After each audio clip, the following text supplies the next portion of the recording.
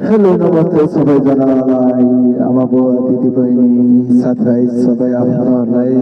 र सम्पूर्ण नेपाली जनताहरूलाई अब यो आउँदो गरेको फागुनको चुनावका लागि हजुरहरूले कसलाई भोट दिनुहुन्छ तपाईँहरूको विचारमा छ कुन पार्टीलाई भोट दिँदाखेरि चाहिँ हाम्रो देश विकसित हुन्छ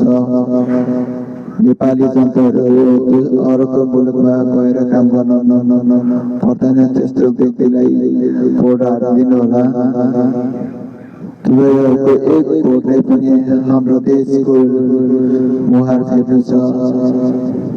फागुनमा चुनाव भएको प्रधानमन्त्री चुन्दैछ